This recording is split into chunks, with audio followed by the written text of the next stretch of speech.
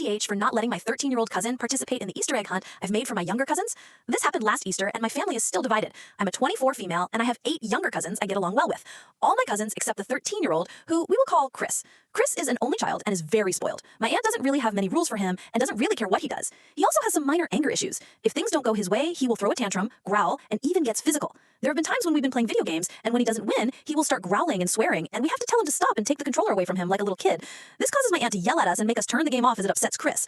Now, to the problem. The last few years, I've thrown an Easter egg hunt for my 2 youngest cousins. They were 3 and 5 when I started doing the hunts. The first 2 years, Chris and my aunt didn't come down, so I didn't have any issues, and the kids loved it. But this year, Chris and my aunt came down.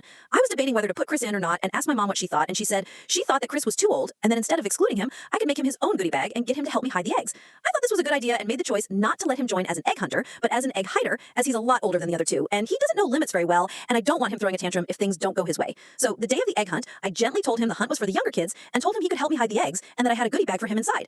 But he threw a huge fit, started getting physical, broke a bunch of the eggs, and wrecked one of the Easter baskets. He even threw a bunch of eggs at my other cousins, which gave them bruises. I told him to stop, and that caused my aunt to get involved, and I got an earful. She told me I shouldn't have excluded Chris and told me I owe him an apology. But I said I wouldn't be apologizing to Chris, and that if anything, he owed me an apology for wrecking everything and hurting me. He gave me a big bruise. They left, and my family is split. Some are saying I was in the right and my aunt needs to start disciplining him, but others say I should have just put him in the egg hunt to avoid drama. So AITH. Side note, Chris's dad left when Chris was born and hasn't been in the picture for years.